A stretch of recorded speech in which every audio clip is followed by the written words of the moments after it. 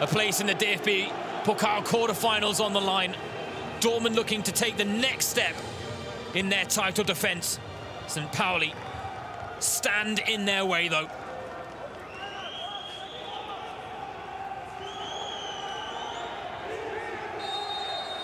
Borussia Dortmund lifted the DFB-Pokal for a 5th time at the end of last season.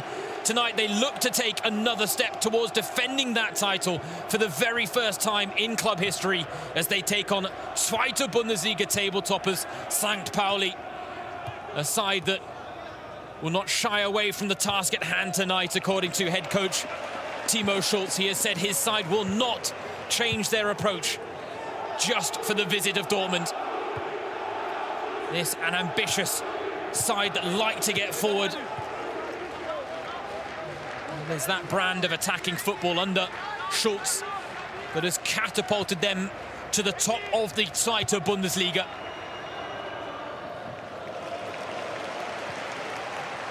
Tonight, though, a test of a very different magnitude for St. Pauli. Back in the round of 16 for the first time in 16 years. In the 2005-2006 campaign, they beat Hertha Berlin side.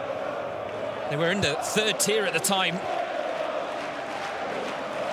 It was an infamous season in St. Pauli's club history as they went on to reach the semi-finals before losing to Bayern 3-0. Marco Rose not having the easiest of times in his debut campaign. But silverware would be a wonderful tonic at the end of it.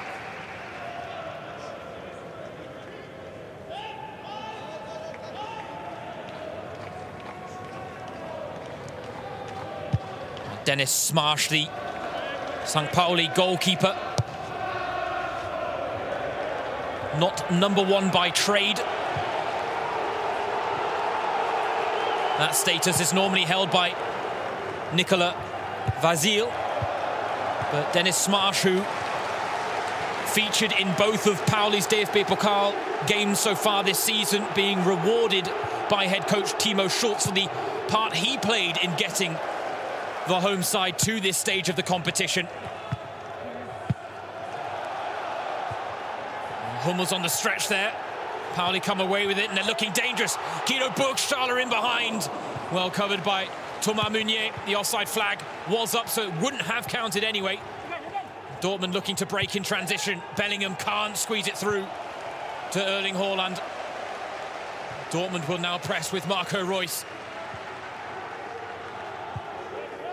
But the opening gambit from the home side promising. Confident on the ball.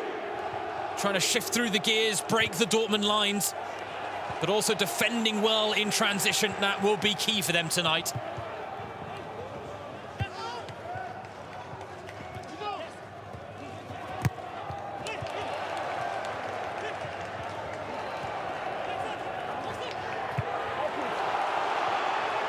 Marcel Hartl trying to forward the ball into the middle!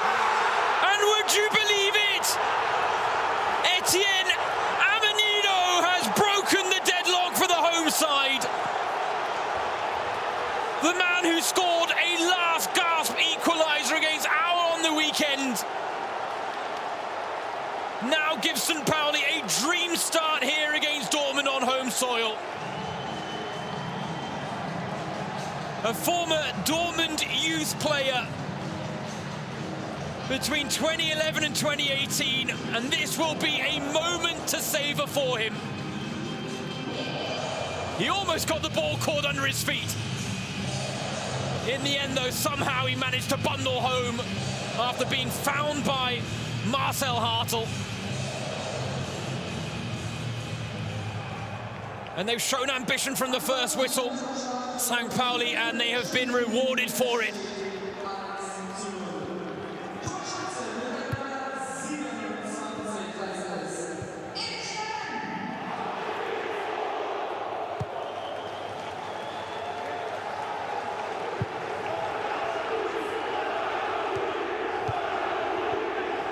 Well, only had you talked to the most ardent of St. Pauli fans would that have been in the script.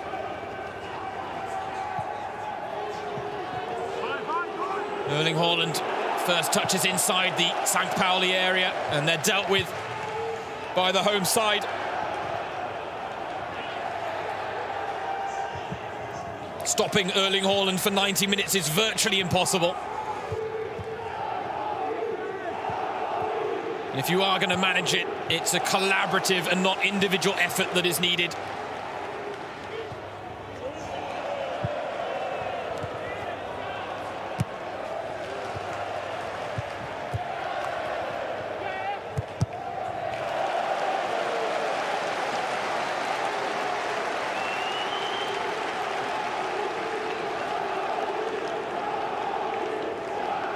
It's only his second goal for St. Pauli. Etienne Amenido. Here he is on the ball again, the man who joined from Osnabrück in the summer.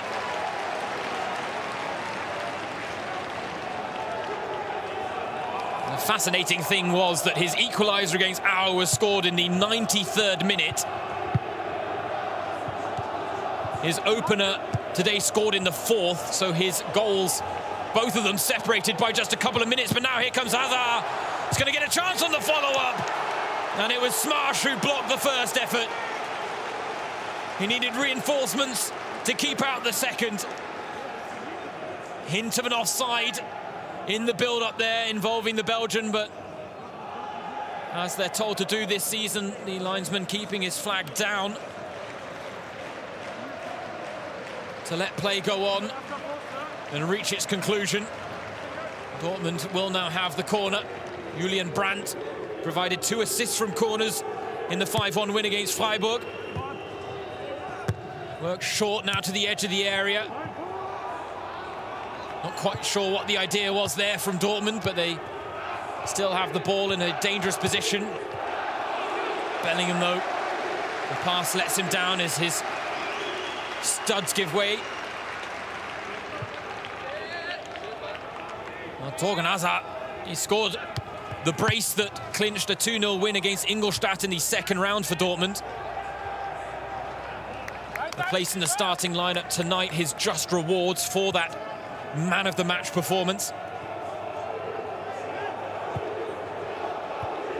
But whether it would have counted or not because of the offside flag, that's a chance spurned by the 28-year-old.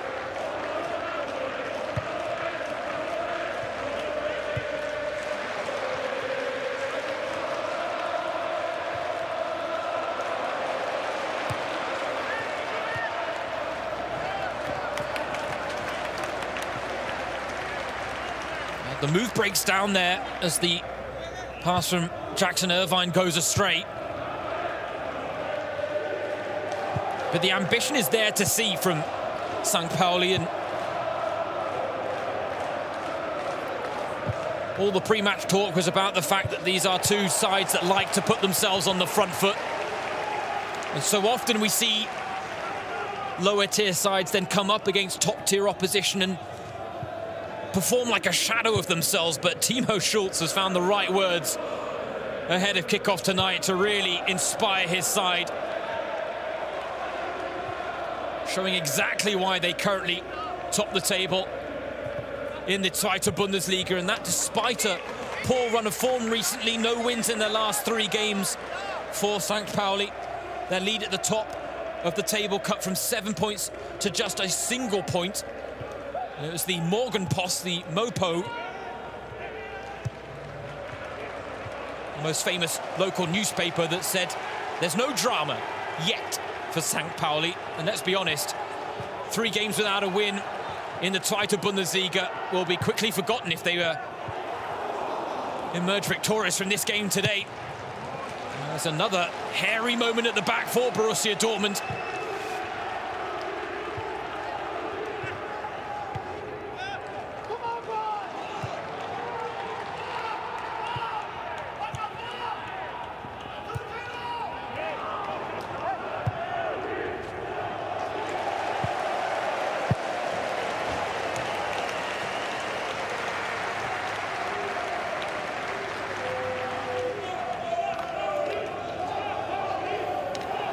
Marcel Witsel back in the starting lineup tonight in place of Mahmoud Dahoud, who's been very impressive in recent weeks.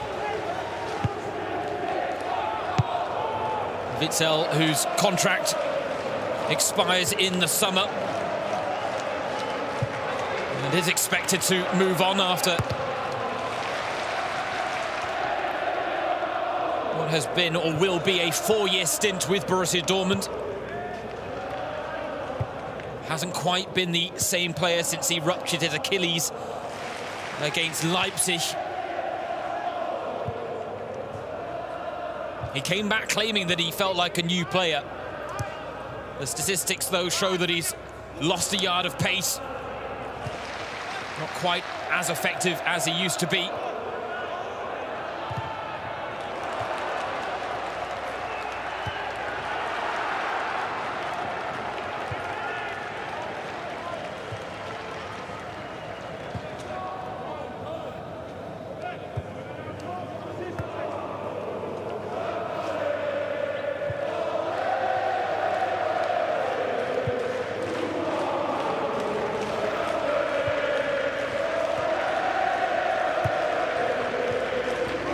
I'll tell you what, there are only 2,000 fans inside the Milan Tour tonight, but they are making themselves heard. Just a stone's throw from the city's famous Reeperbahn.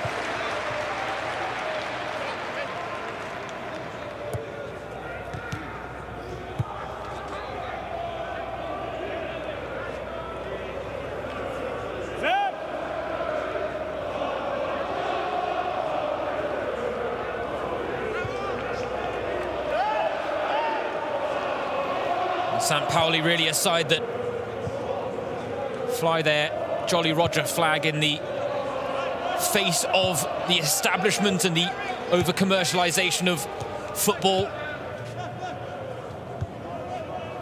This is a community-based club famed for their socio-political engagement, their activist ethos.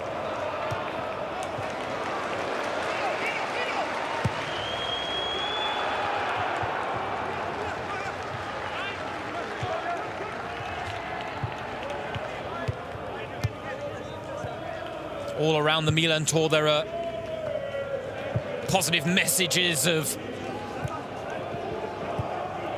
anti-right-wing sentiment, and the message behind the goal that Dennis Smash stands in is that no human is illegal.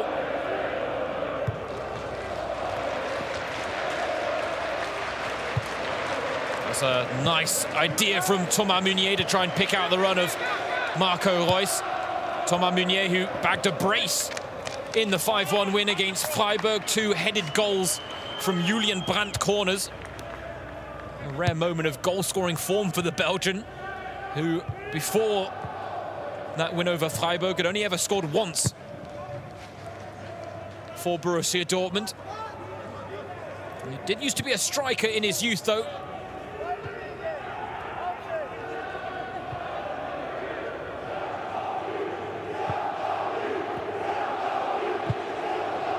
Guerrero clipping it over the top for Jude Bellingham, looking to twist and turn his way.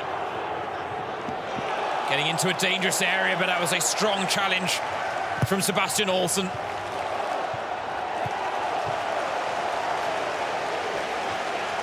Well, the balls are vertical from St. Pauli. That's what their fans want to see. And the fact is, it's giving Marco Reus's side a few headaches in these opening exchanges.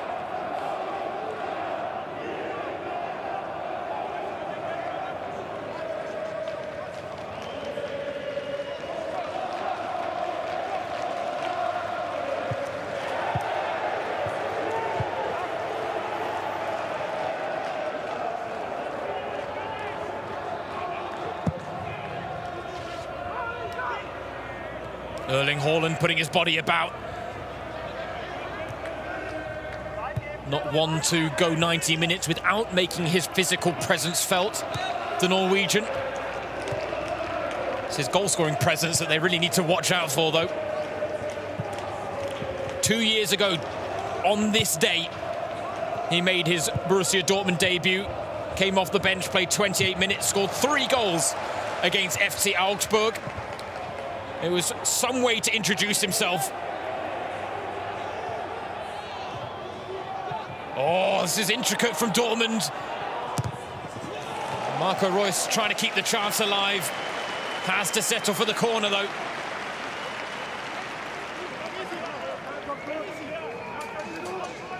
How Jude Bellingham manages to hold on to the ball here, your guess as good as mine. And it's not the first time we've seen that from him this season as well.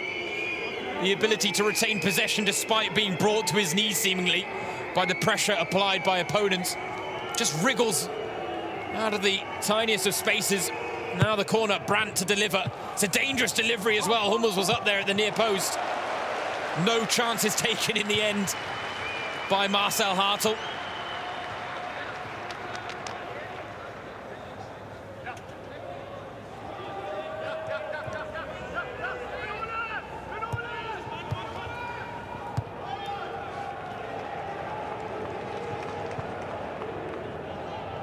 So just over a quarter of an hour played here at the Milan Tour, and I think it's fair to say an exciting game on our hands, not just in terms of the style of football both teams are deploying tonight, but also in the fact that St. Pauli took that early lead.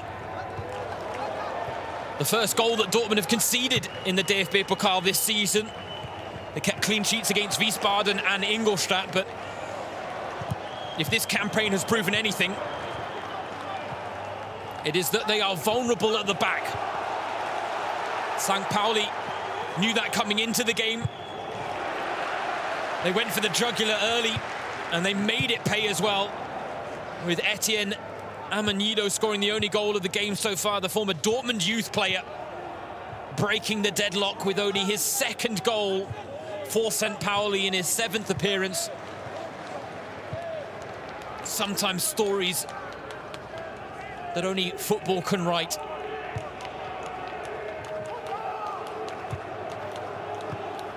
St. Pauli, well, they scored early in the first round against Magdeburg, netting after 3 minutes. Today, it took them 4. Marco Reus, though, looking to level the scores. And again, Dennis Smarsh stands up to the Dortmund effort. He's denied Torgan Hazard, now Marco Reus. And he might be called upon again here as well. I don't know if he got fingertips to that effort from Torgan Hazard, but a corner is given, which suggests he did. Again, it's a tight offside call. Dortmund trying to time their runs. Pauli trying to play the offside trap. It's making for a fascinating game of chicken.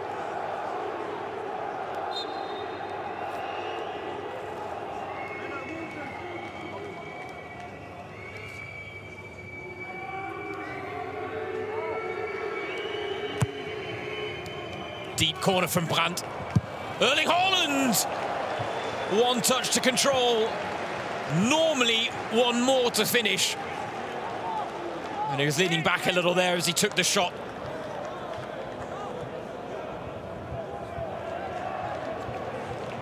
By his standards, he'd have been expecting to hit the back of the net there, Erling Haaland.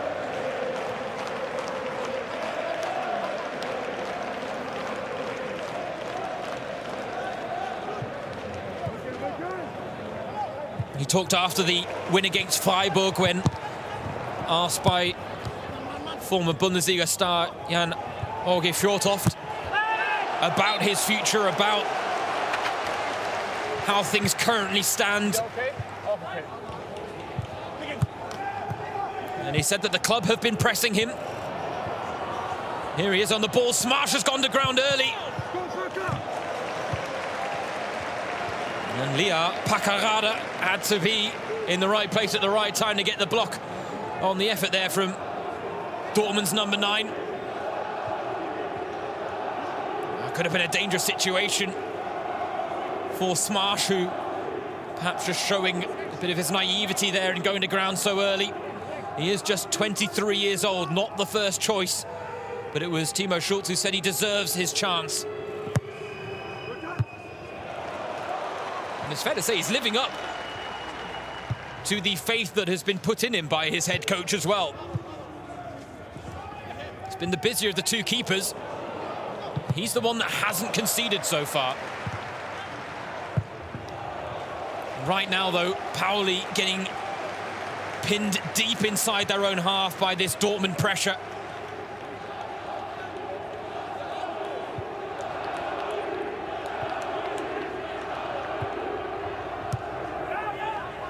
Bit of a loose touch there from Thorgan Hazard. He's put under pressure.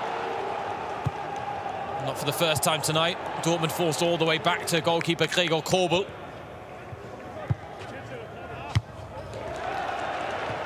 Irvine. Bellingham. Now out to Rafael Guerreiro. Was an early substitute in that win against Freiburg, given the fact that he barely managed to train in the week leading up to that game. Still fit enough for a place in the starting lineup again tonight. The Portuguese left-back, who is such an important creative outlet for Borussia Dortmund. Here he is on the ball again. Immediately, he picked his head up, and immediately Haaland indicated he was ready to make the run. The pass just not forthcoming, though. And now Hummels wins out in the air against the goal scorer from tonight, Etienne Amenindo. He was on the books at Borussia Dortmund between 2011 and 2018. Made a host of appearances for their under-17 and under-19s teams, but just one appearance for Dortmund's reserves before he went and sought out pastures new at Osnabrück. Signed this summer by St. Pauli. Hazard looking for Haaland, and a whisker away from getting the decisive touch there, the Norwegian.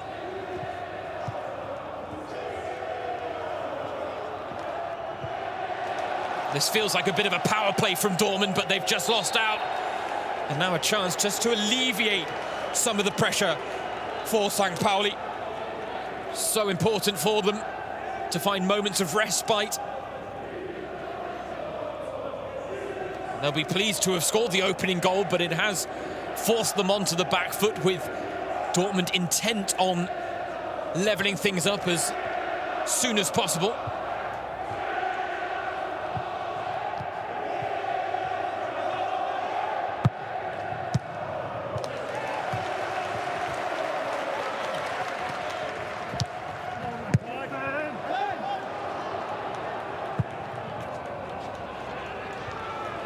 Bellingham finds the man that he dubbed as the Belgian Beckham, Thomas Meunier,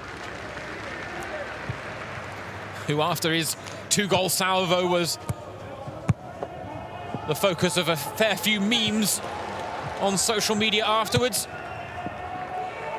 all pointing to the fact that his debut season was less than impressive. His second season at the club has really seen him take a step and a leap forward.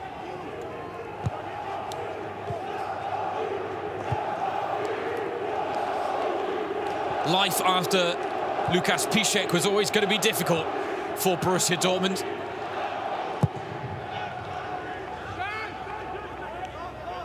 Erling Haaland again winning out as he plucks the ball down from the heavens.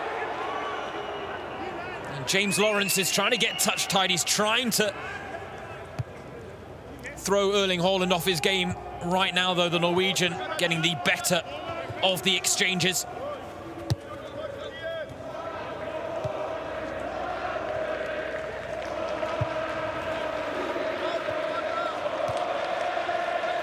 And St. Pauli haven't had a shot on goal since their opening effort from Amenido. Dortmund have had 6 since, which suggests it might be a long night at the office for both St. Pauli and their second-choice goalkeeper, Dennis Smash. The man normally between the sticks, Bosnian international Nikola Vazir. But Dennis Smash started and finished both the round 1 win over Magdeburg and the round 2 win against Dresden, and as a result, Timo Schulz giving him another run out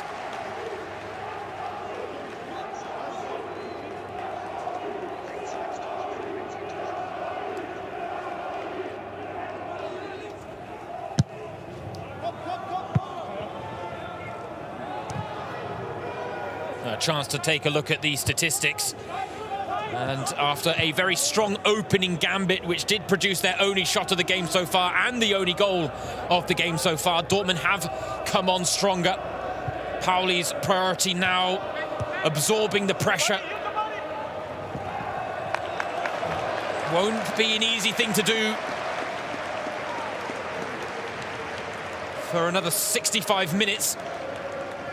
As we get to take another look at the goal. It seems like a long time ago now. Still the difference. And I think no matter the result tonight, Etienne Amenido will never forget that moment. Scoring against the side he used to represent in his youth, giving St. Pauli a dream start in this DFB-Pokal round of 16 tie.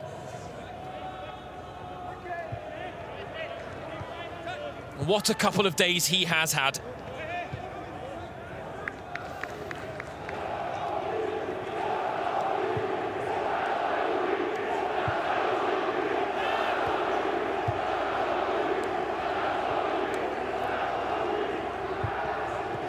Bellingham gives it away. The pass telegraphed there by Finn Ole Becker. Oh, and squeezed through the lines for Irvine. Guerrero scrapping away. Burgstaller now to Marcel Hartl. Hartl lines one up, but it was always rising. Well, he set up the first goal, fancied the second himself there, Marcel Hartl. Joined the club from Bielefeld in the summer, the former Köln youth player. He is someone who is in the past talked about wanting to make his mark on every single game. And the fact is, he's got a track record of winning promotion with teams as well. He did it with Union Berlin. He did it with Arminia Bielefeld as well. And now he's looking to complete the hat-trick with St. Pauli. Their last promotion coming at the end of the 2009-2010 campaign, when Holger Stanislavski inspired a side that no one fancied for promotion. It was the Hamburg Abendblatt that afterwards described it as the best promotion of all time, simply based on how unexpected it was. There was actually Timo Schultz recently talking about that promotion. He said, especially when you consider the chaos of the fans, the club, the stadium that year, he said it really was completely unexpected.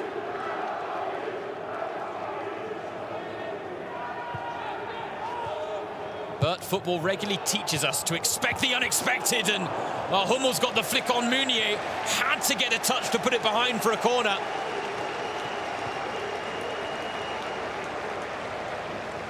Amenido was ready to pounce once again if afforded the opportunity. Shout of Weiter from Marco Rosa there on the sidelines. Keep going.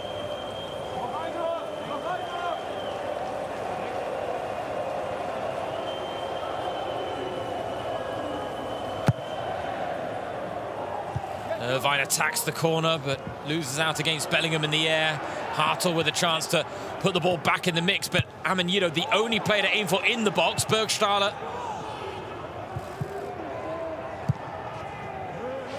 Not quite where St. Pauli need him. That was a neat first touch from Jakov Medic.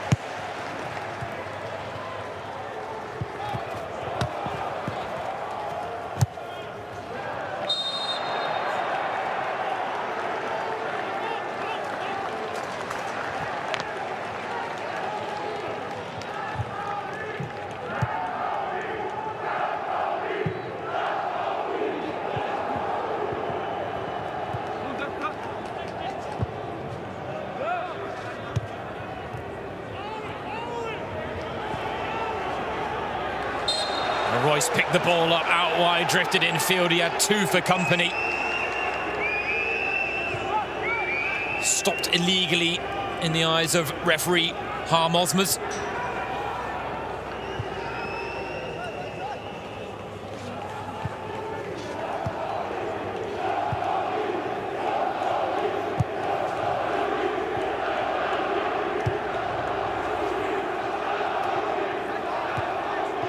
It was the health ministers in Hamburg that recently revoked the ghost game status, so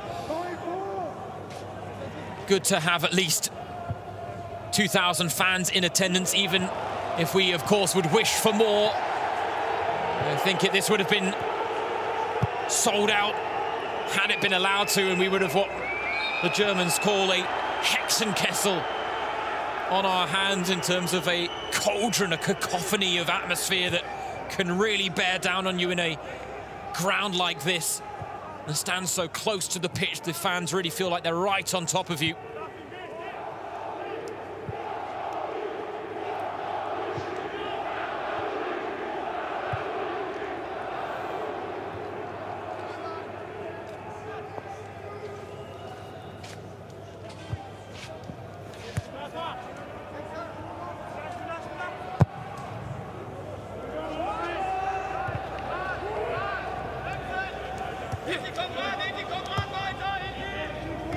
Here's Manuel Akanji, one of 3 changes in the Dortmund lineup tonight to try and freshen things up for this Pokal head-to-head, but so far not going according to plan for the visitors, and Burgstaller looking for goal scorer Amenido, who unfortunately does not have eyes in the back of his head, no matter how talented he is.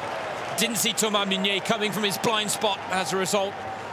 Was a bit lackadaisical in trying to get on the end of that pass from Burgstaller.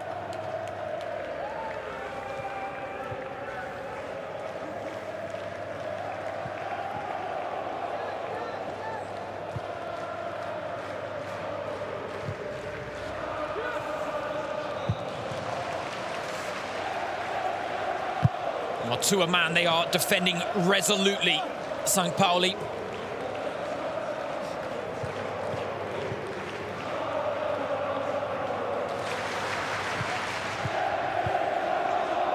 It's Timo Schulz after the 2-2 draw against Erzgebirge Aue on the weekend that said there were too many little things that weren't good enough in their game.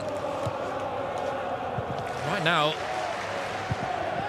yeah, it seems like St. Pauli have really worked on those little things because they are going in their favour tonight. And they've had an on and off again relationship with the Bundesliga.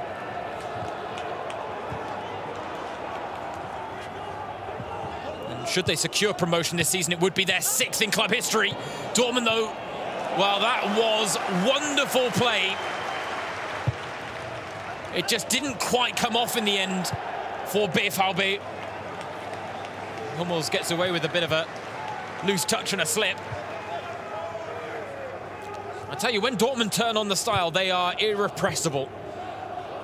But again, now we're seeing a Dortmund side that are having to pick their way through a deep-lying opponent, something that they have struggled with in recent seasons. The early goal really playing into St. Pauli's hands as Guerrero draws the foul. Free kick taken quickly. Marco Rose has talked about it in the context of the Bundesliga title race, the fact that Dortmund need to be more consistent.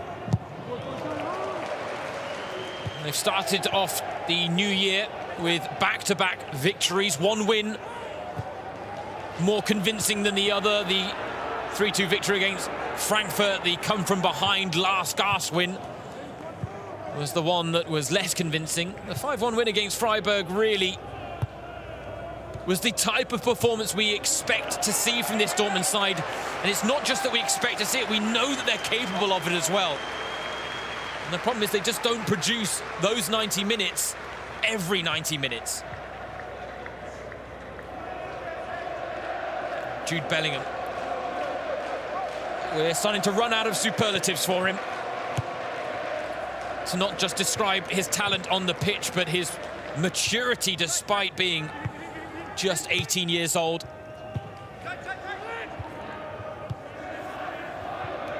Jude Bellingham, who finished as the runner-up to Barcelona's Pedri in the Copa Trophy that distinguishes the best under-21 player from the last year. Admittedly, Pedri was going to take some beating after the impressive run of games he had for Barcelona and for Spain during the Euros. Jude Bellingham, incredibly impressive for Dortmund. Didn't quite make the same breakthrough in the national team setup with England that Pedri did with Spain. His time, though, to be a first choice midfielder for England will come. Jude Bellingham, no doubts about that whatsoever.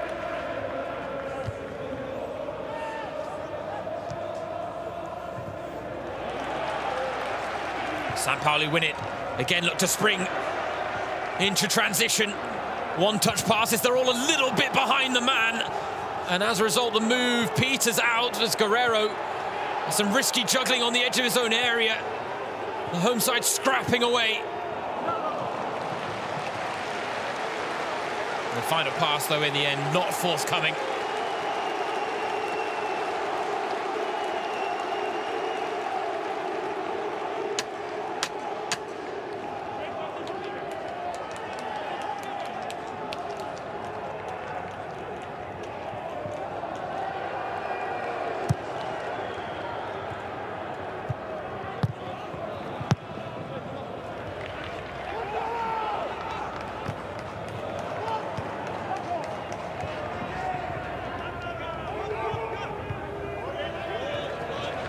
Two more flicks of the heel there from Jude Bellingham in midfield.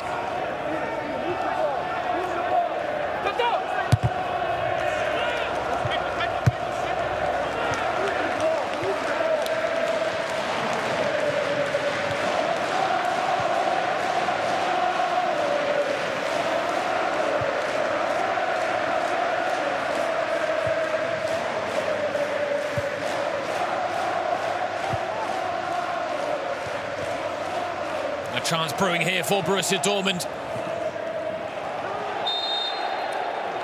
Well, in those types of positions, the first port of call is to try and feed that man on your screen, Erling Haaland. Right idea from Royce. First touch just letting him down, though, as he looked to try and drag the ball with him, Erling Haaland. It was the St. Pauli Twitter account that were a bit cheeky in the build-up to the game, pointing out that Guido Burgstaller, a former Schalke striker, now on the books and thriving with St. Pauli, considering the fact that he's scored 16 goals in all competitions in 21 appearances this season. But it was the St. Pauli Twitter account that pointed out that while Burgstaller has scored against Borussia Dortmund, Erling Haaland has never scored against St. Pauli. Of course, that only being a bit tongue-in-cheek, given the fact that tonight is, of course, Erling Haaland's first performance, an appearance against St. Pauli.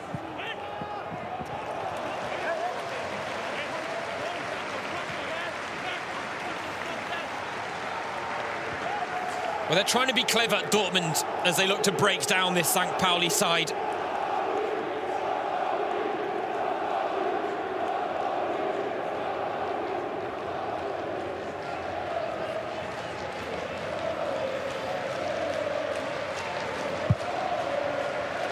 I'm sure Marco Rose, the head coach, will have had plenty of ideas as he's watched this first half unfold as to how he can maybe get his side back into this game.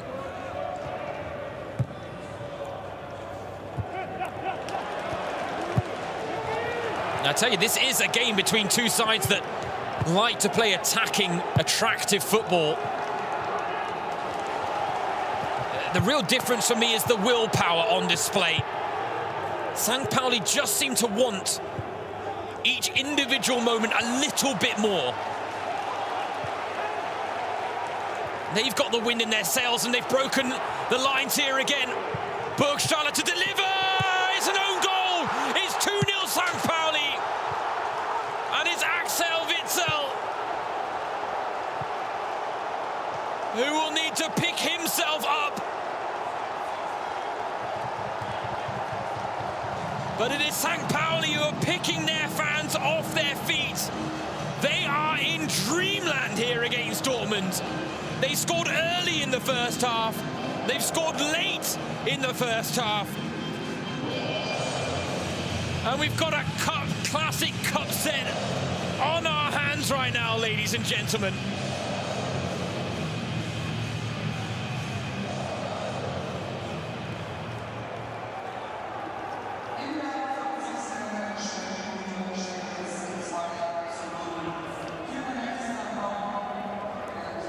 Well, for Guido Burgstaller, a former Schalke striker, that pass will almost feel as good as a goal scored himself.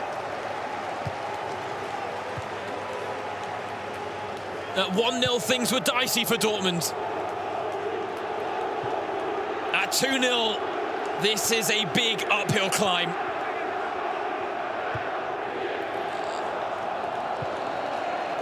And signs there that they're rattled. There's one misplaced pass from Thomas Meunier. And the fact is, they are not having things their own way here. And if you took this game in isolation and you talked to a neutral, you wouldn't think that this was a battle between a top-tier side and a Zweite Bundesliga outfit. St. Pauli tonight acquitting themselves as if they were amongst the cream of the crop in Germany's footballing circles, and they might well be next season. If this is any indication as to what they bring to the table, they may have gone 3 games without to win in the Zweite Bundesliga, but they still top the table. On top of that, they're likely to have the boost of the returning Daniel Kofi Kjære, a man they have been missing greatly. He's got 5 goals, 9 assists to his name this season, but he's currently on international duty with Ghana at the African Cup of Nations. Ghana, though, they are on the verge of being knocked out of the competition, so he could be set for an early return to try and get Pauli's promotion push back on track. Tonight, though, promotion is not the priority. A ticket to the quarterfinals is. And to do it at the expense of the reigning title holders, Borussia Dortmund, would be quite something for St. Pauli. But when it comes to Borussia Dortmund, never wise to speak too early. Just ask Eintracht Frankfurt.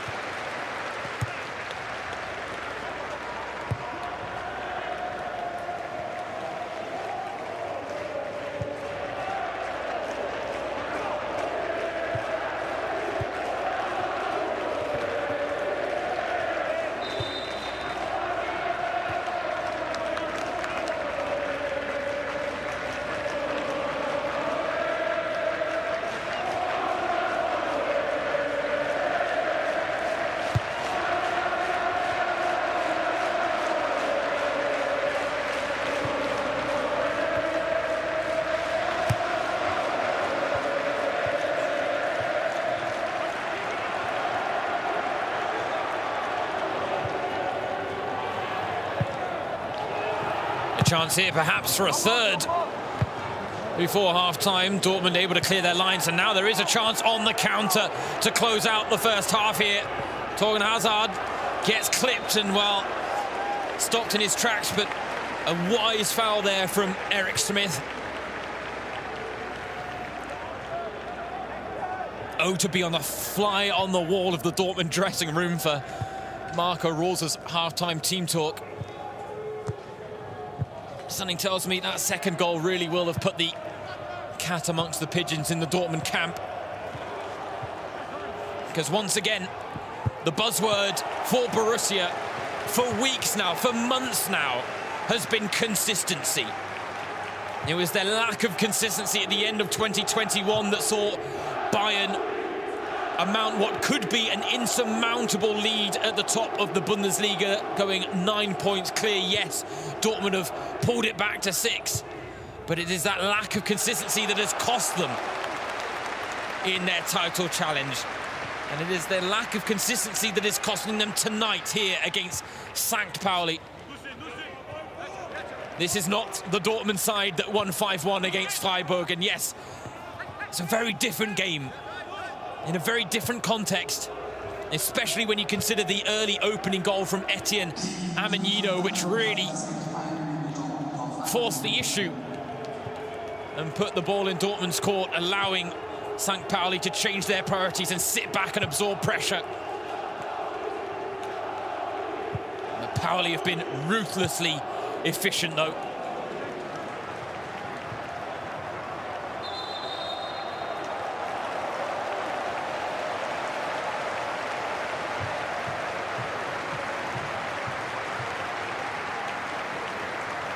This time the offside flag does go up on a tight call. But Dortmund won't get the corner. We're getting some great views of the Milan tour tonight. Cameras being used to full effect. It's a special ground with a special charm, in the words of Marco Rose. And tonight, it might be about to witness a special result. As things stand at half-time, it is the Zweite Bundesliga table toppers, St. Pauli, who have a 2-goal lead at the break against the reigning title holders, Borussia Dortmund, looking to defend their DFB-Pokal title for the first time in club history. They need to take the next step. Right now, as things stand, they're about to be halted in their tracks by St. Pauli. Sets us up for a fascinating second half. Join us again then. Score at half-time is St. Pauli 0-2, Borussia Dortmund 0.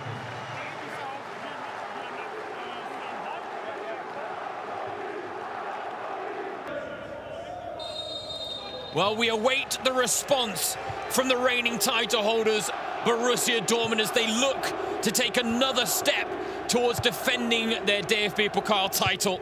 But they are 2 goals down coming into the second half against St. Pauli. And you have to give the home side credit. They've been out of form of late. 3 games without a win in the Zweite Bundesliga. It's seen their lead at the top of the table cut to just a point. Tonight, though, they have performed like a Bundesliga side. And Dortmund have been a little disjointed, 3 changes at the starting lineup, but that really should serve as no excuse. Because St. Pauli have come up with a game plan, they've executed it well. They've been ruthlessly efficient in front of goal. And you have to say, fully deserving of their 2-goal lead. This is brewing into a wonderful cup tie as Meunier, early delivery. Bellingham on the volley. Gobbled up by Dennis Smash.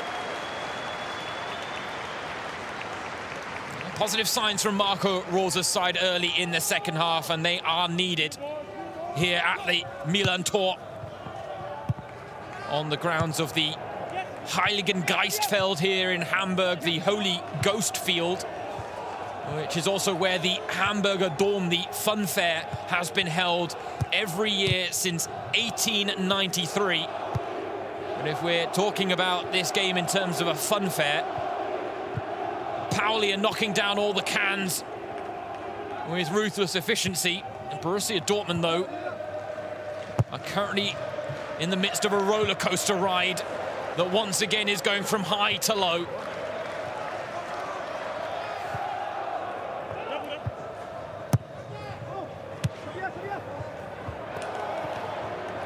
But St. Pauli, as they did in the first half, starting the second with ambition, with desire, and it shows in so many individual little moments of this game that they want it more.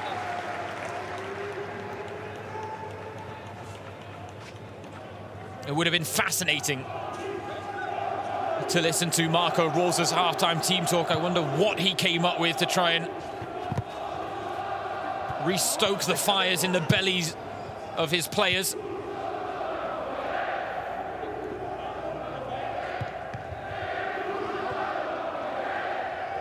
But you've got to think, with a 6-point gap in the Bundesliga, they've already been knocked out of the Champions League. Will now make a run at the Europa League as well, but the DFB-Pokal, is Bellingham just catching Burgstaller there a little late after the whistle had gone, but quick to apologise. You've got to think that the DFB-Pokal is Dortmund's most realistic avenue when it comes to claiming silverware at the end of the season, especially given the fact that Bayern have already been knocked out by Borussia Mönchengladbach. The door is wide open, but right now they are not taking a step through it.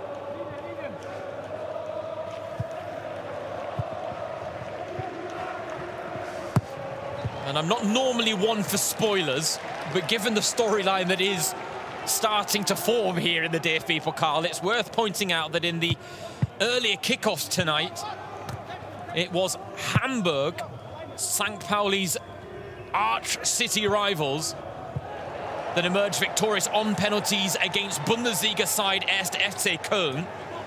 So we're looking for a Hamburg double tonight. It could set up a Hamburg derby in the next round. That really would be something. We've already got 2 on the footballing schedule. There's another chance for Amenido. This time the offside flag goes up against the 23-year-old. He's done a very good job of playing the offside trap well. This time Hummels stepped forward at the right time. Still a risky game to play at the back for Mats Hummels.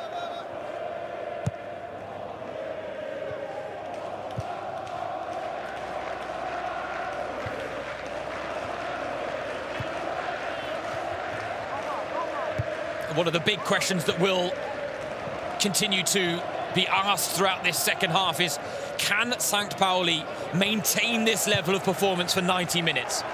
It's one thing to do it for 45, it's one thing to do it for 60, it's a whole nother game to do it for a full 90 minutes against one of the best teams in German football.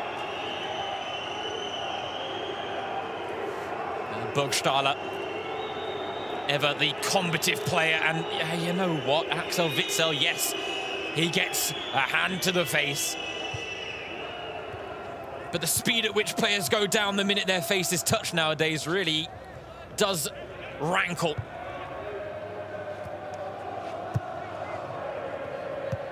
Thomas Meunier, pocket of space to deliver. It's not a great one from the man who has been dubbed the Belgian Beckham this season. He used to be a postman's apprentice, so started his career providing good service. Still trying to do the same. Brandt, skipping past 2 challenges, now finds Mats Hummels. It's a sea of grey shirts behind the ball now for St. Pauli. It's the picture that has shaped up throughout most of this game now. Haaland was looking for the cheeky flick, couldn't pull it off. I think that might have been offside against Marco Reus, but play goes on.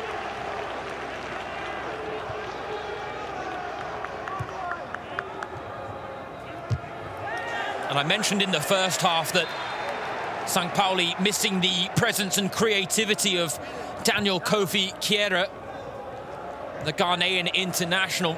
And I mentioned in the first half that he might be set for an early return from the Africa Cup of Nations. That has now been confirmed. Ghana are out, and he will be making a swift return to boost St. Pauli's promotion push.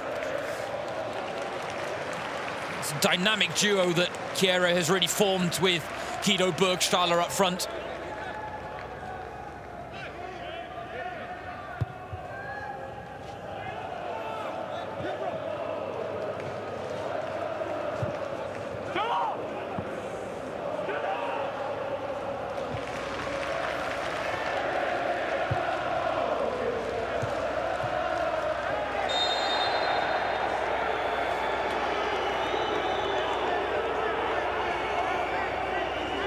Well, they're giving away some niggly fouls, Dortmund, but they're getting stuck into this game a little bit more than they were in the first half. It was all a bit too fair weather football from Borussia Dortmund. They were trying the fancy flicks and tricks when they weren't really pulling off the basics.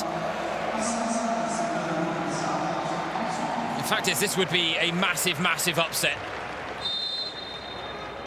were they to see their title defence brought to a halt here in Hamburg. Eric Smith, Burgstaller with the head to the ball, and Gregor Kobel, fine save from the Swiss custodian. Brilliant header from Burgstaller. He's up for this game, the former Schalke striker. And I'm sure there are a few Schalke fans enjoying the role he is playing so far tonight in Dortmund's demise. Could have gotten even better there for Burgstaller. It was his cross that led to the second goal. Axel Witsel putting the ball into his own net. Dortmund notoriously vulnerable from set pieces, but to capitalise on that vulnerability, the delivery has to be better. Chance still alive here, though, for St. Pauli. Burgstaller on the turn! Side netting is what he has to settle for. Well, if this was the litmus test for Timo Schulz's side as to whether they are ready to compete in Germany's top flight, they are passing it with flying colours. And they've won it again in a dangerous area here. Guido Burgstaller scrapping away. They are making life miserable for Dortmund. When they press high up the pitch, Dortmund are struggling to break the lines. When they sit deep, Dortmund are struggling to break the lines. But this is remarkable from St. Pauli. And they are a cult club. They've earned fans all around the world. All started with their stance against right-wing activism that was starting to become a more predominant factor in German football decades ago. They were outspoken, they were forthright with their opinions, and it earned them a lot of respect. And there are many similarities between these two sides. The ethos that Dortmund and St. Pauli both embody, the family feel of the club, the support networks that are in place, and the fact that there's almost an ideological element to their fandom as there's a handball inside the area. The appeals will be made. So far not heard as the counter-attack is now on for St. Pauli. The video assistant referee will take a look at that incident. For now, play does go on. Amenido, cheeky back heel. Fancy footwork in the box from Marcel Hartl. And it does draw a save from Gregor Kobel, but now we will have a chance for Harm Osmers to maybe hear from the video assistant referee. And the arm was outstretched from Jakov Medic. Unnatural position away from the body. And as a result, I do believe Harm Osmers will take a look at the screen and point to the spot. And this might just be the lifeline that Dortmund have been hoping for in this second half, because they have struggled to fashion it in the opening just over 10 minutes. I mean, Hummels, that's great play, just to instinctively flick out a foot. He was trying to find a teammate with the pass. By the letter of the law, I struggled to see how Harm Osmers couldn't give a penalty here. That is as outstretched as an arm can be. It has literally hit the hand of Medic, and as a result, it is a penalty to Borussia Dortmund. St. Pauli have invested so much to keep Dortmund quiet from open play. They may now be undone from the spot. And who else but Erling Haaland, the man named in the FIFA Best World 11 just yesterday.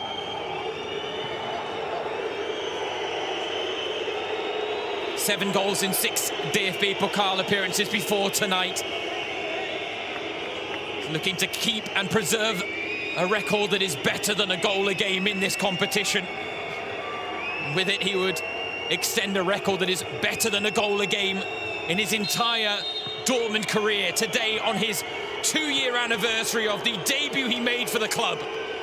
Erling Haaland sends the keeper the wrong way. Dortmund have a goal back.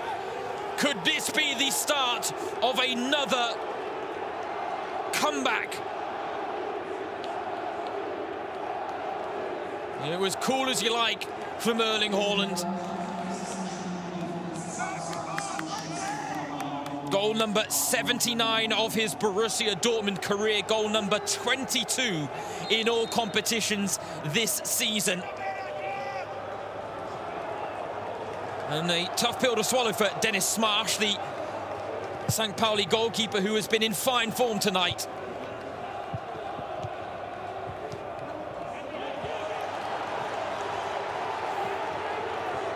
St. Pauli, though, looking to restore the 2-goal lead, and I tell you, Akanji had to be sharp there.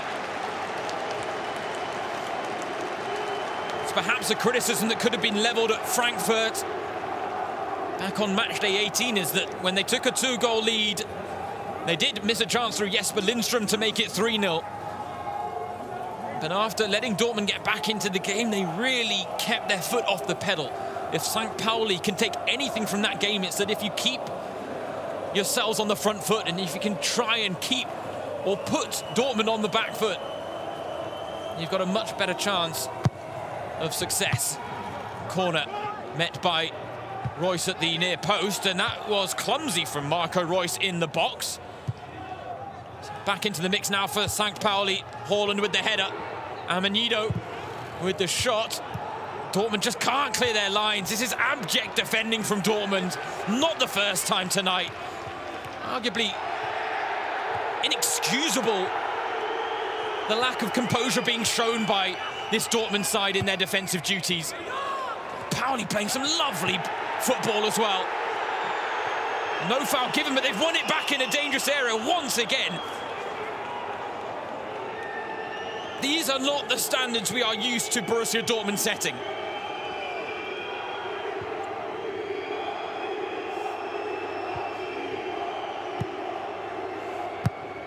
And the 2,000 fans inside the Milan tour now not overly delighted with referee Harm Osmers. The chant of Shiba, Shiba, Shiba has been heard, which is Pusher. Essentially is a slightly derogatory chant from fans that suggests that he is favouring another side. St. Pauli feeling like the decision's going against them right now. A lovely play, Bellingham with the flick, Guerrero with the flick, Bellingham now to Erling Haaland, and Meunier on the follow-up, slices wide.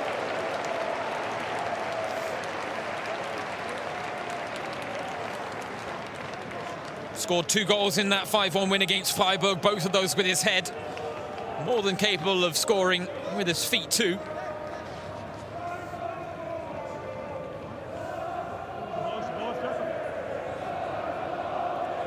Timo Schulz.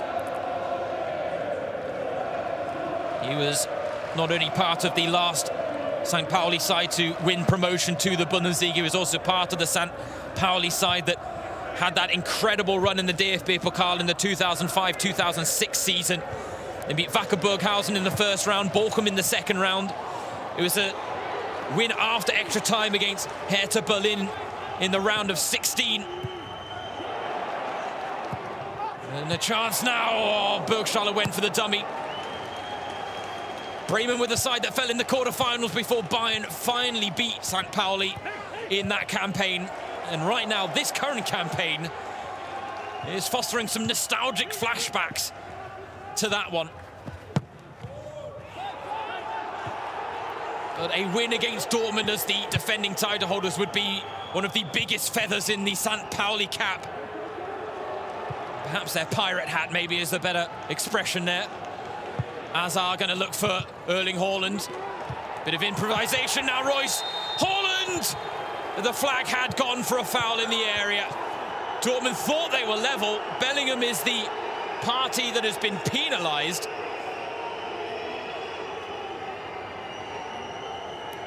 And the slightly disappointing thing here is, as we take a look at it, I tell you what, Bellingham wins that cleanly. Now, the problem here is, if I'm not mistaken, Harm Osmond had blown his whistle before Erling Haaland scored. Which means that even if VAR did look at that and say it's an incorrect decision that Bellingham did win the ball cleanly, that the goal couldn't stand. But that is the warning sign that St. Pauli need to heed. Dortmund rife with quality. It was St. Pauli's head coach Timo Schulz that said before the game that Dortmund are an attractive side. He says it's not often World Cup winners and superstars come to the Milan tour. But right now, St. Pauli, his side, are taking the gloss off of some of that superstar shine that Dortmund have in their ranks. And it's the St. Pauli star that is on the rise right now. And Donyell Malen is stripped off and ready to enter the fray. Suggestion of perhaps there's going to be an attacking change here for Borussia Dortmund as they chase that all-important equaliser.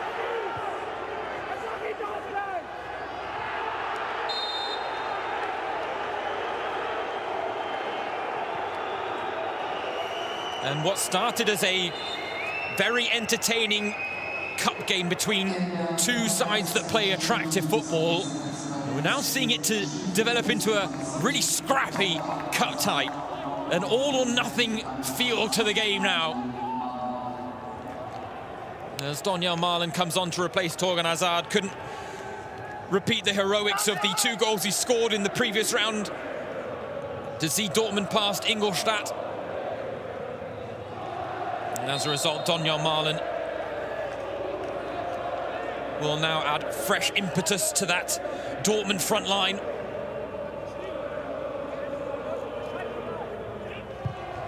Marco Rose talked before this season that he has to accept the competition that he's going to face Donyell Malen. The man signed from PSV Eindhoven in the summer. For now, the priority once again for Dortmund is to avoid falling further behind.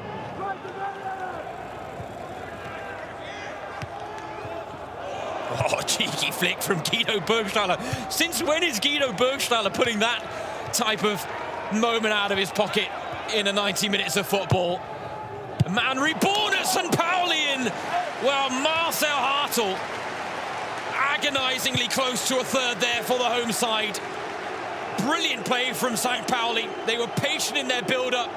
They dragged Dortmund out of position, and a wonderful run there from Marcel Hartl to get in front of his man at the near post. Just didn't quite get the angle on the effort.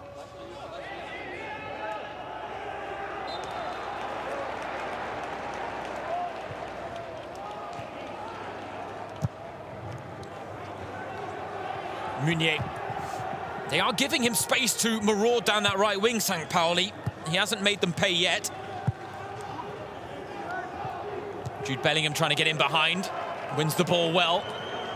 Off of James Lawrence, the former Welsh international. Now Donyell Malen. Guerrero. Into feet for Erling Haaland. Moves it on to Brandt quickly. Oh, it was wonderful. Guerrero, though, takes it off the toes of Julian Brandt. Because his favoured foot is that wonderful, magic wand of a left foot of his.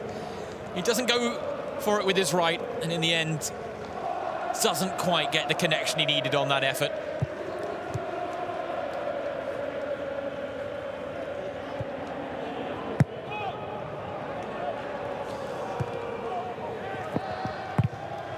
Well, another fact to put the context of Pauli's lead into context is the fact that of their 31 DFB-Pokal matches against Bundesliga teams, St. Pauli have won just 4 of them in the past.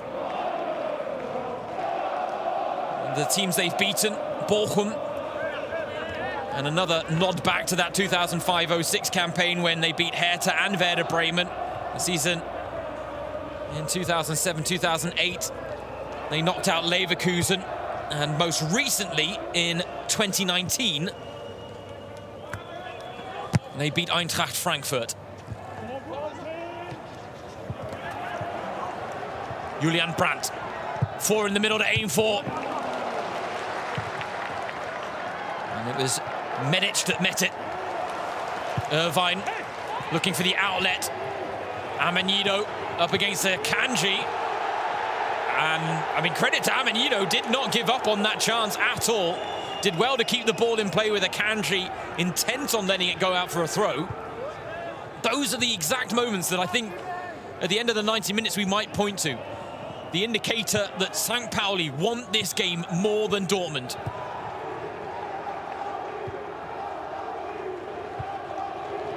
However, the discrepancy in that has changed in this second half. Dortmund really upping the ante, especially since pulling a goal back through Erling Haaland's penalty.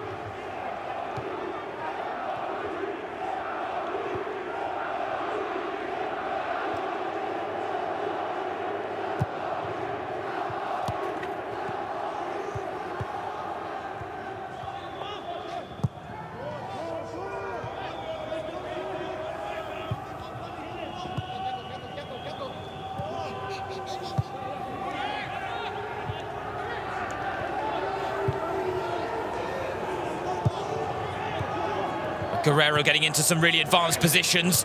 Marlon now finding Jude Bellingham! And there was just a crowd of bodies in the way between Bellingham and St. Pauli's goal.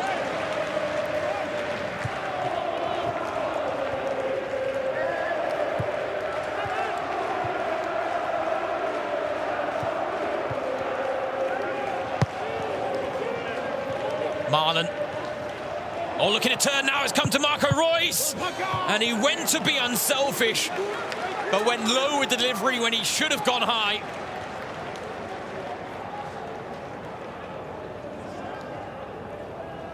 A noticeable change in just the last 5-10 minutes. The 50-50 balls, the rub of the green is starting to go Dortmund's way. Brandt with the corner. Again, it doesn't beat the first man. Hand goes up in apology from Julian Brandt, who really has enjoyed a bit of a rebirth this season with Borussia Dortmund under Marco Rose. Great to see him starting to recreate the form and influence that he once held with Bayer Leverkusen.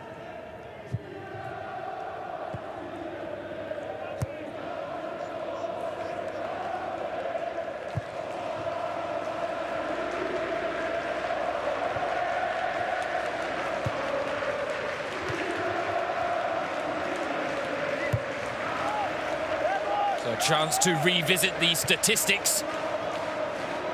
Shows that St. Pauli, 2 goals with just 2 shots on target. I don't think Axel Witzel's shot counts in that. It'll be Guido Burgstahler's header that will count as their second shot on target.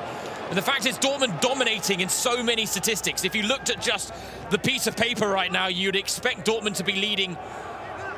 But in the one statistic that matters most across the 90 minutes of football, the scoreline, Dortmund are behind. The question is, how long will it remain that way? Reus again in behind, little off balance.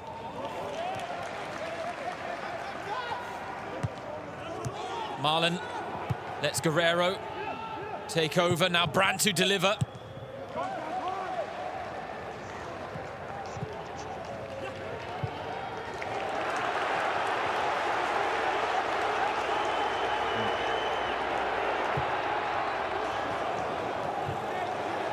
It's a nice break on here for St. Pauli. It was 4-on-4 for a moment. Burgstahler, the only man in the middle to aim for. Witzel almost gave him another goal-scoring opportunity. Bellingham does well to turn away in midfield. And he will burst forward with another lung-busting run. Looking to turn creator, and the reverse pass was on. He just couldn't thread the needle. Goes to his knees, head in his hands, picked up by Erling Haaland off the ball. They want this, Dortmund, now. The problem is, it's taken far too long for them to get to this point. Just over a quarter of an hour remaining, with the defending champions chasing the game here against St. Pauli. And the pre-match expectations were that St. Pauli would give Dortmund a really good game. Similar styles of football, similar philosophies. It's made for a very entertaining game of football. That unfortunately, once again, does remind you how much of a shame it is that just 2,000 fans can be taking in this game, because I tell you, if this stadium, the Milan Tour, was sold out with just under 30,000, this would be a cacophony of a cauldron.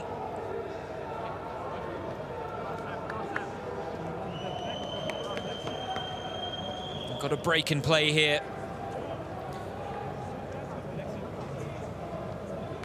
With one of the St. Pauli players down, feeling the effects of the exertions so far tonight. As a result, St. Pauli are going to make 2 changes. It's Sebastian Olsen and goalscorer Etienne Amenido, who will be coming off. And Amenido getting a standing ovation from the St. Pauli fans across the stadium from me. His goal opened the scoring. The former Borussia Dortmund youth player never made the breakthrough with BVB, but he has come back to potentially break hearts tonight. It will be a moment that the 23-year-old never forgets.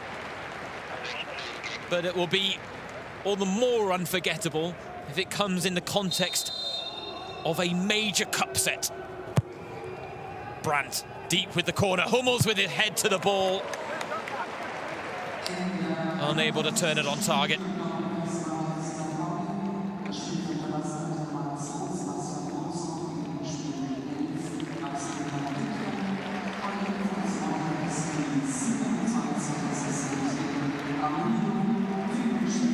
Sebastian Olsson, the St. Pauli player that picked up the injury that has now forced him off. One of several players on the St. Pauli books whose contracts are due to expire in the summer. And you've got to think that the club waiting to see how their promotion push maybe pans out before setting too many pieces in place for their future. But Olsson has talked about the fact that it would be a dream to win promotion with St. Pauli, and something tells me his sentiments will be shared by many of his teammates.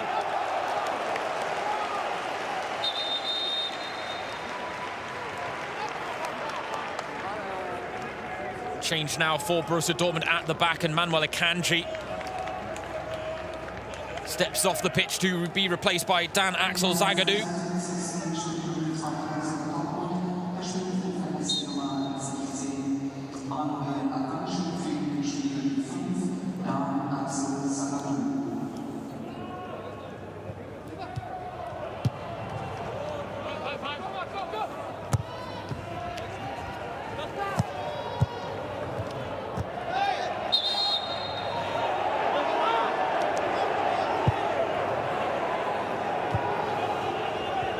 Well, all the talk after the 5-1 win against Freiburg was about Erling Haaland and his post-match comments saying that the club was pressing me and that he just wants to play football. Bild have talked about it being the most exciting question in the Bundesliga, that of his future and where he lands. Something tells me, though, that the talk tonight won't really be centred around Haaland's future. It could be centred around more inconsistency from Borussia Dortmund. It may be centred around another stunning comeback from Die Schwarz-Gelben. Just under 15 minutes remaining of normal time here at the Milan Tor. Last time, and the only time that these two sides met in the DFB-Pokal, it was Dortmund who came away with a 3-0 win. Goals from Ciro Immobile, Marco Reus and Shinji Kagawa. They went on that season to then win the final, lose the final 3-1 against Wolfsburg.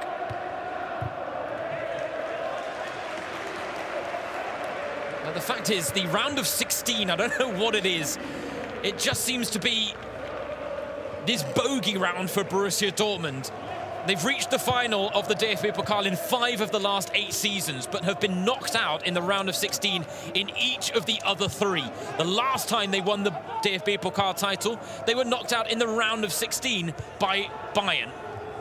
Are they going to suffer the same fate here against the Zweite Bundesliga table toppers?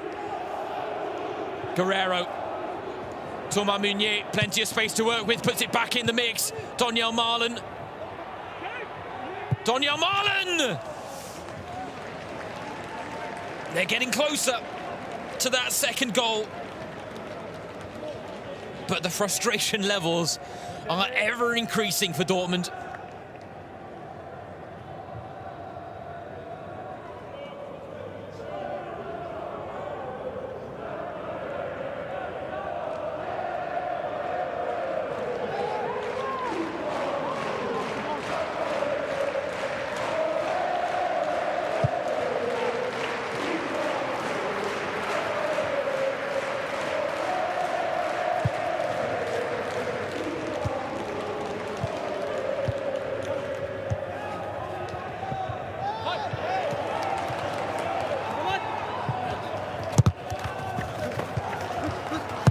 Okay.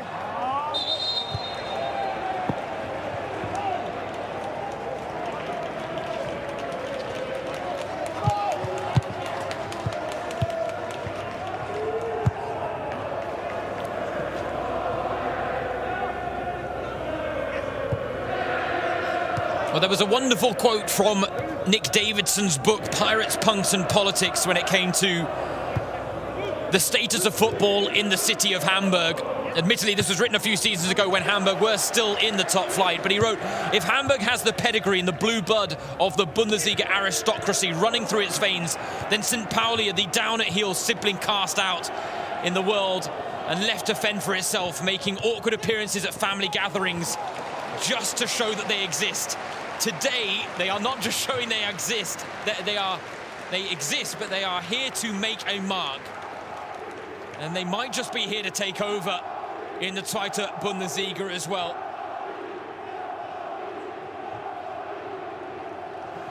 And if they do manage to claim promotion, they would add a potentially fresh element to Germany's top flight.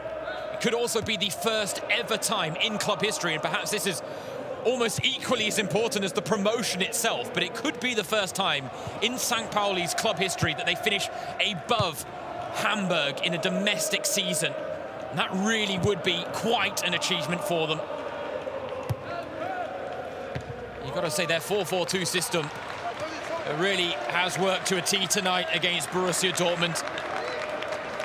Spurred on by the 2,000 fans inside the stadium.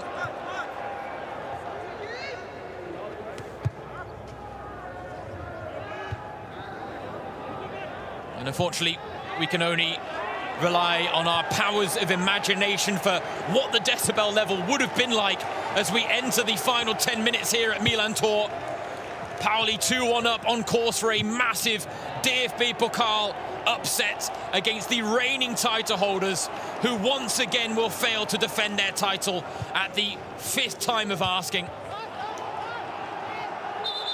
Royce penalised for a handball.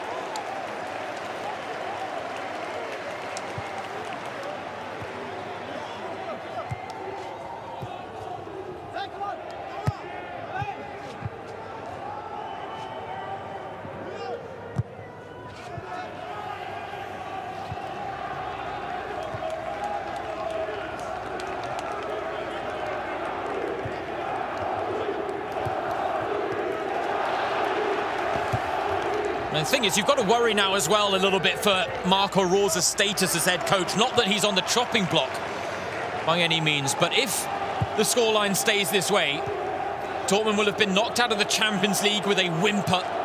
They'll have been knocked out of the DFB-Pokal in unexpected circumstances. Their title challenge not quite in tatters, but not looking strong.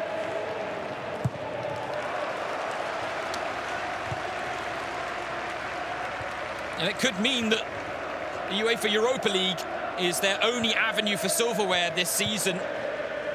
Marco Reus, after the club got knocked out of the Champions League, said, you can't lose 3 in a row at this level.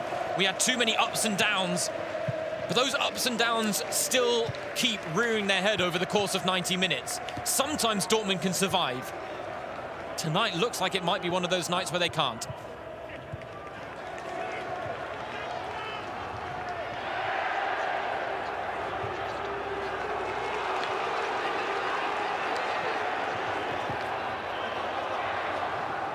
Irvine scrapping away against Mats Hummels. But the experience of Mats Hummels there showing against the Australian.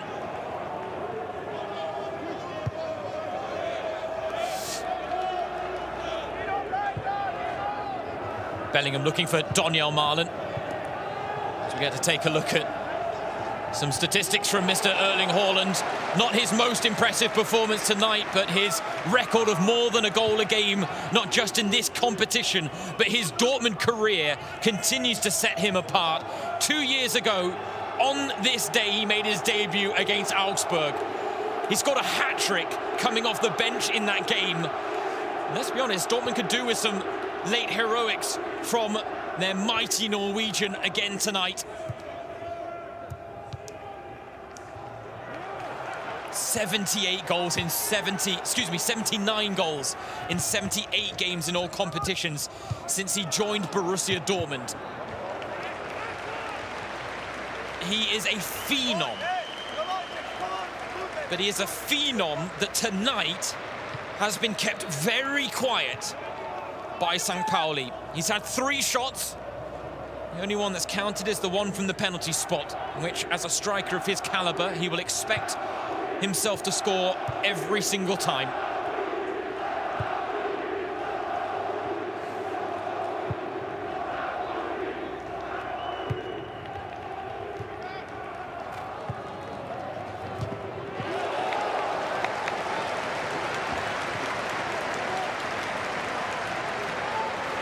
I mentioned the fact that St. Pauli have a chance to finish above Hamburg in a domestic league campaign for the first time in club history. Shouldn't forget as well that while tonight's game is huge for the club, the trip to face their arch rivals Hamburg on the weekend is just as significant. 3 games without a win in the Zweite Bundesliga. Hamburg currently sitting in 5th place, 4 spots below St. Pauli. But you have to think, if they can build on tonight's performance, then Timo Schulz's side will be fancied in the clash with HSV.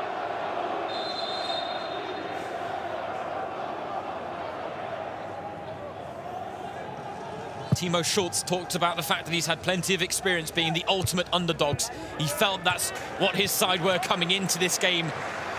But he has clearly found the words to get his side to perform to their limit. They are on course to exceed all expectations despite their impressive season so far. Burgstaller, hint of an offside, Korbel quick to spot the danger. And we've got less than 5 minutes of normal time remaining.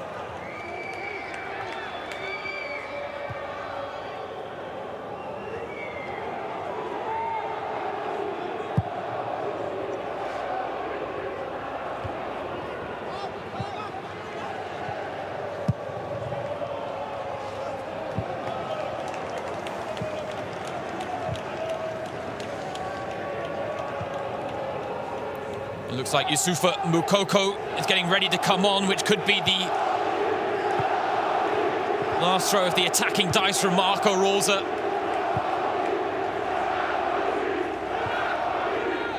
Dortmund, who have won each of their last 17 DFB-Pokal games against second-tier sides. Sometimes they've needed penalties to do it. And tonight, first step is just getting that equaliser. But the precious seconds are ticking off the clock. As you see there, Yusufa Moukoko, I think, might be Axel Witsel that makes way.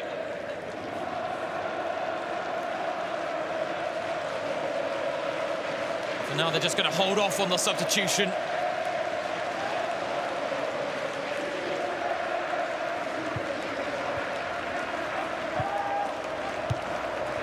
And this is it with Moukoko coming on. We had the story early in this game of Etienne Amenido, scorer of the opening goal, scoring against the club he used to represent in his youth. And Yusufa Moukoko, it may be silly to talk about his youth when he's still only 17 years old, but he will be coming on against the side where he started his career. Burgstaller, one heavy touch too many in the end from the former Schalke man, who I'm sure his eyes lit up when the space was presented to him.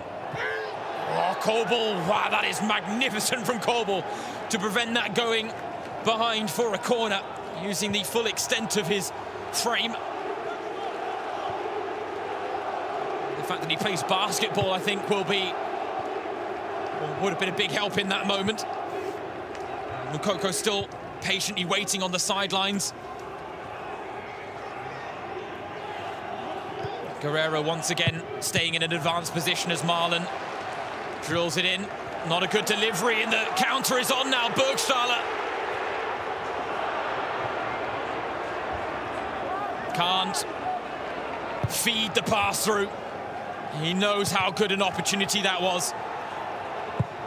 Brandt down the other end now. Royce giving chase with the loose ball. Dortmund captain winning out. Bellingham. disappointing from Jude Bellingham. Perhaps some tired legs playing their part there, as we do see confirmation. Axel Witsel, the man who scored the own goal that right now is the reason that Pauli still have a lead. He is replaced by Youssoufa Moukoko, the former St. Pauli youth player turned Borussia Dortmund prodigy.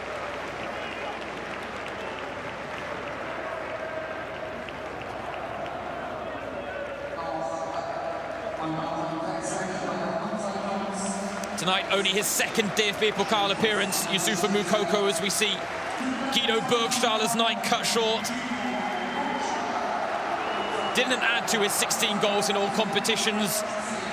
Tonight, his impact, his influence on this game cannot be understated, though. Made life difficult for Dortmund's two centre-backs. Regularly dragged them out of position to great effect.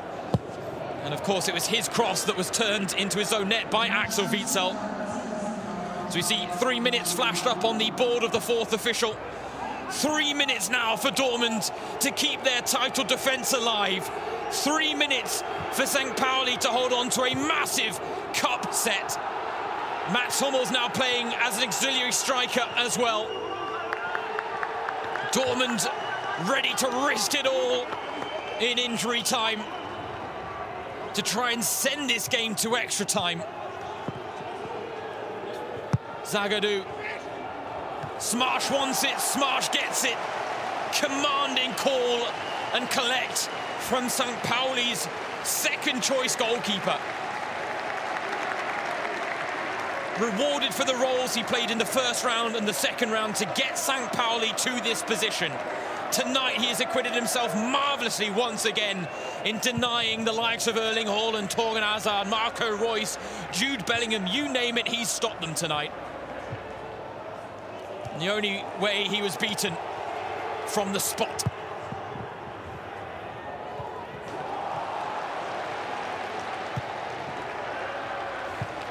But St. Pauli, the question that we were asking is whether they could maintain their level of performance throughout the 90 minutes.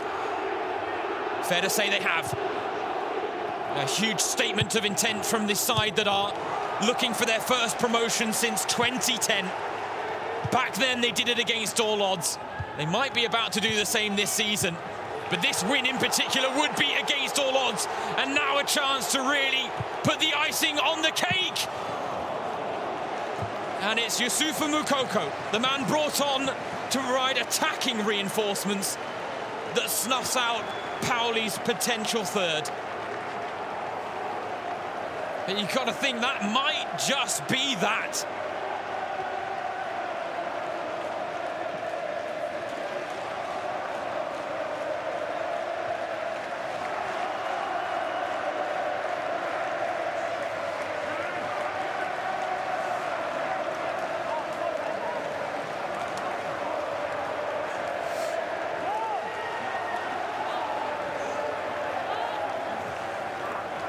Bayern München last season, they got knocked out by Holstein Kiel.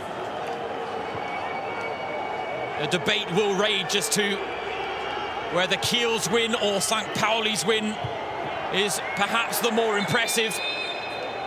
Interference from the referee will bring a halt to play, but again, precious seconds taken off the clock by St. Pauli. The 3 minutes of time added on are up. Harm Osmus takes a look at his watch. The whistle is blown. Borussia Dortmund, the reigning DFB-Pokal title holders, are out of the competition. Germany's Soul Cup competition has been blown wide open. Bayern are out, Dortmund are out, and tonight St. Pauli take all the spoils, and deservedly so. What a performance from the Zweite Bundesliga table toppers. They left it all out there on the pitch from the first whistle to the last. They fashioned a 2-goal lead.